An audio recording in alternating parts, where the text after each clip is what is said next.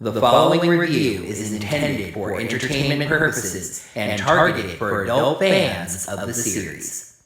Apollo shows up late and Predaraptor runs away, what the heck word is assumably? Assumably.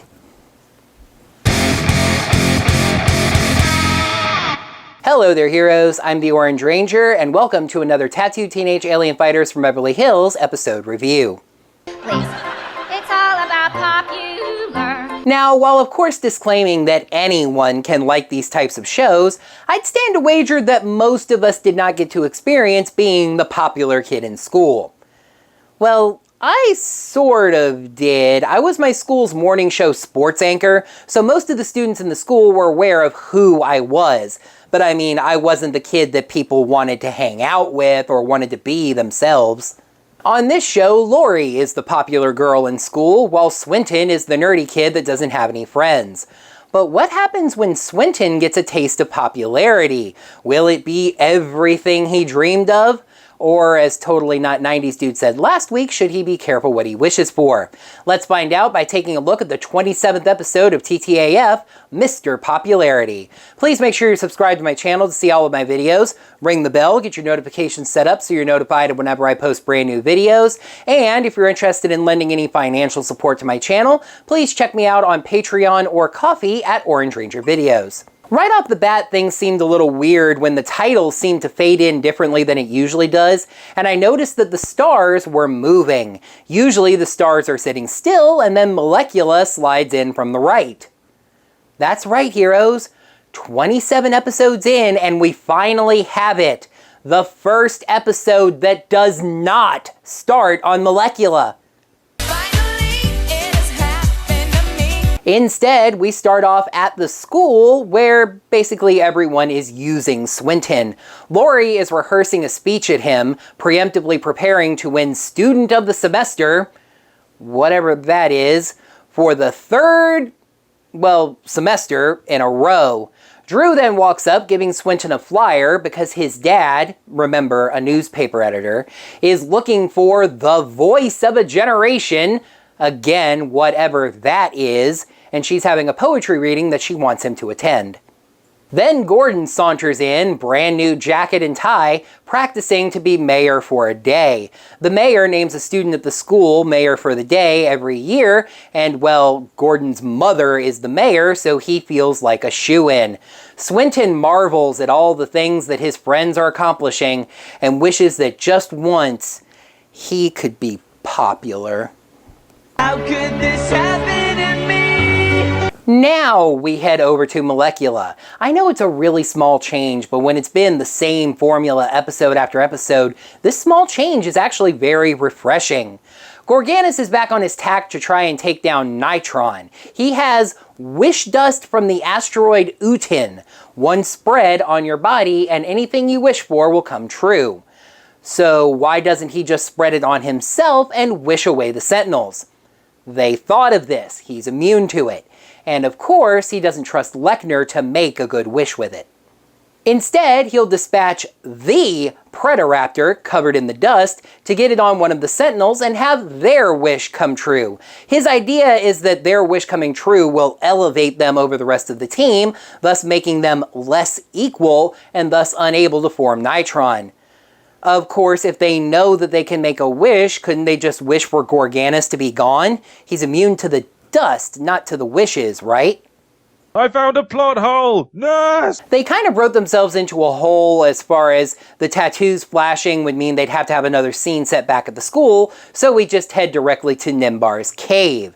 There is a line thrown in here, it sounds like in voiceover, that's both actually good world building and makes absolutely no sense at all. Nimbar shows the team Predaraptor, and Swinton goes, "That's all the way on the other side of the world." I get it. I don't get it. You what, mate? This is the same generic city set that you've used 100 times already. What about it tells you that it's on the other side of the world? And why does it need to be on the other side of the world? The people of Beverly Hills already know about the Galactic Sentinels, so it's clear that they fight nearby. Now all of a sudden this fight needs to be in San Felipe? It's the antipode, or the other side of the world, from Beverly Hills, California. Nerd! This is actually a pretty good TTAF fight with a lot of fast hand-to-hand martial arts. Finally, Predaraptor lands a tail swipe on Apollo, getting the wish dust on him, and immediately retreats. The Sentinels return to the cave, engage in a little bit of trash talk, and then go back to school. It's now really funny that I happen to mention being on my school's morning news show, because Gordon is reading the morning announcements. One of the announcements is the winner of the Student of the Semester, and to Gordon's and everyone else's shock, it's not Lori, it's Swinton. A crowd of students happily run up to Swinton and march him down the hall, trying, and believe it or not, failing to chant his name. At Drew's poetry reading, nobody but Lori, Gordon, and Swinton's dad have shown up. That could be attributed to Gordon announcing it on the announcements as a poetry something, sometime, somewhere. But there is another reason. As Drew finishes her poem and is bummed that nobody's turned out, Gordon points out that there is a bright side. She is the only entrant in the contest, so she's won by default. So I guess the poetry reading is the contest for the voice of a generation. They didn't really make that clear. But then the crowd pushes Swinton in, who's completely self-absorbed with his own fame at this point, by the way, urging him to do a poem of his own. He makes up something that's honestly really lame, but of course his dad eats it up, declaring him the winner of the contest and giving him a contract for a book of poetry as the voice of the generation. Of course, as family, I don't think Swinton should be eligible for the contest, but hey!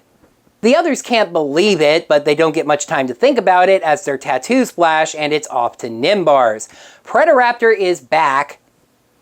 I just put together that the whole other side of the world line was meant to explain why it's nighttime on the city set, but daytime in Beverly Hills. Huh. Anyway, I think even the Sentinels are getting impacted by the wish as they wonder if they can beat Predaraptor without Swinton, but head to the battle anyway. This is another good fight, and Predaraptor has the edge on the three Sentinels, pleasing Gorgannis. Apollo shows up late and Predaraptor runs away, I'd assume to enhance Apollo's ego. They head back to the cave, and Nimbar is definitely feeling the effects of the wish, even calling Swinton his favorite of the Galactic Sentinels. Swinton is a swollen-headed jerk right now, to the others' irritation. In the cafe, the other Sentinels see on TV that Swinton has rounded the corner on getting everything that the others wanted, as Mayor Henley has named Swinton the mayor for a day. Gordon is of course annoyed, but he knows that the bigger problem is the Sentinels.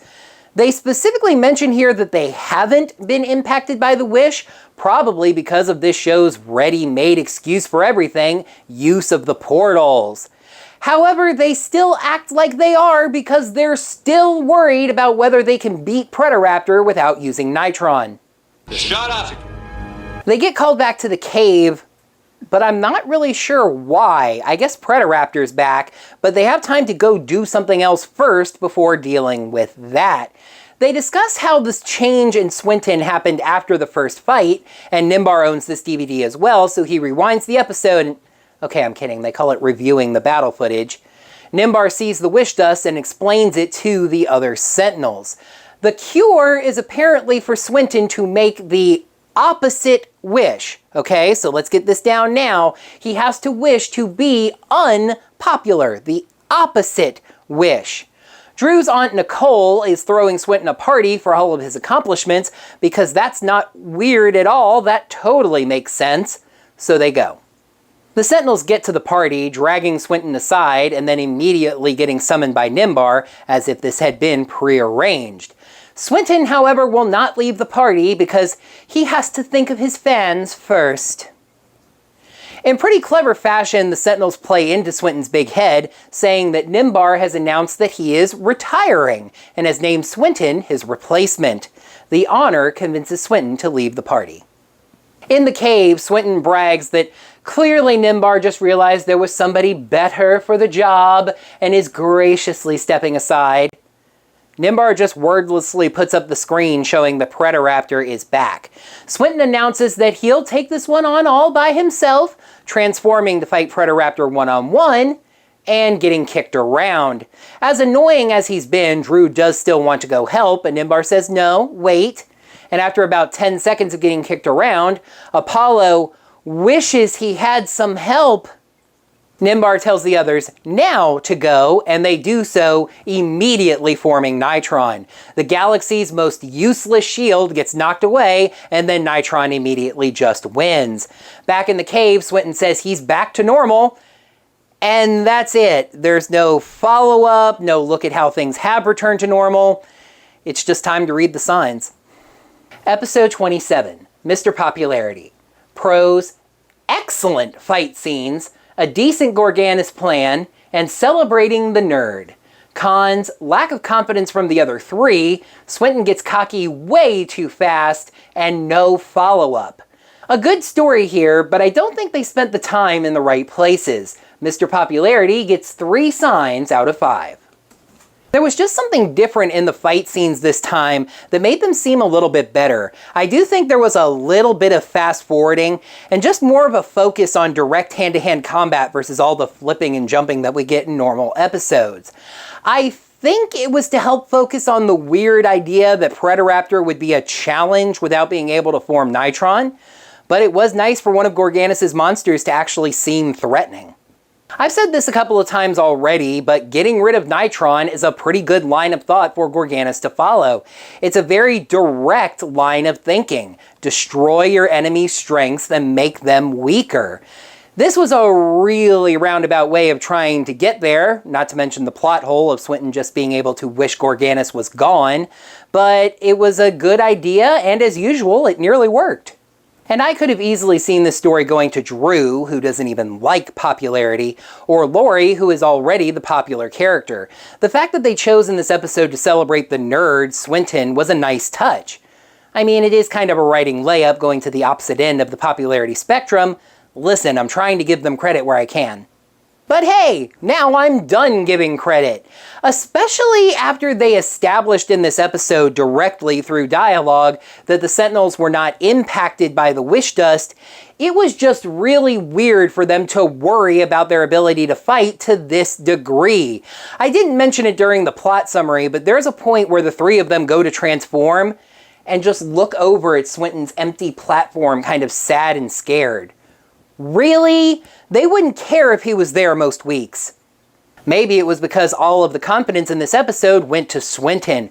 We got one scene of Swinton being surprised that he was popular now, and in the very next scene, he's a swollen-headed jerk.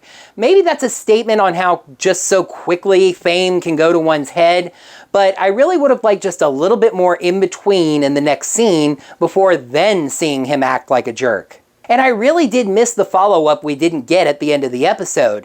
Was Aunt Nicole confused about why she was throwing Swinton a party? Did Mayor Henley wonder why she picked Swinton for mayor for the day instead of her own son? Was the principal maybe going to accuse Swinton of rigging the student of the semester voting? I just feel like there was some room for follow-up here, establishing that Swinton isn't as popular as the other Sentinels. And you know what? That's okay, because he's popular with them. This isn't exactly a 4th con, because I do 3 and 3, you know how this works by now, but I didn't really find a good place in the script to put this, and so I'm even just ad-libbing this take now to put this in, just because I forgot to follow up on it, and that happens sometimes. There was also the situation with the kind of wish that Apollo had to make at the end of the episode. Nimbar said that Apollo had to make the opposite wish to nullify the effect of the wish dust. So you would think the opposite wish was being unpopular. But instead, it was that he had some help. That doesn't seem like the opposite wish to me. So, like I said, a pretty decent story, but I feel like they padded out the middle too much and then sliced off the ending. Still, gotta give them credit for not starting the episode on Molecula, right? Let's take a peek at the 28th episode of TTAF, which has an interesting title at least, Turncoat. Dude! Given an opportunity by NinjaBot to save Earth forever from Emperor Gorgannis, the Galactic Sentinels learn they cannot pass along their problems to somebody else. That's going to wrap up another Tattooed Teenage Alien Fighters from Beverly Hills episode review. Thank you heroes so much as always for watching. Now that the video's done, you can let me know what you thought of this episode as well as my review of it down in the comments below. And while you're down there, make sure you smack that thumbs up button and let me know that you enjoyed this video. Until next time, heroes, may the power portals protect you. But I mean, I wasn't the kid that people wanted to hang out with or wanted to beat. He has asteroid dust from the... Of course, if they know they can make a wish, couldn't they just wish for Gorgannis to be gone? Another good fight, and Predaraptor has the edge on the 3 Sentinels to please. Another good fight, and wow. Even calling Swinton his favorite of the Sentinels. Good lord. Apollo, Swinton, they're just swollen-headed all into their popularity, and I'm doing this take again. As Mayor No. Psst. They see the wish dust, and Nimbar explains it to the other Sentinels. But they have time to go do something else first before going to deal with that. So what? I'm still a rock star. After like 10 seconds of getting kicked around,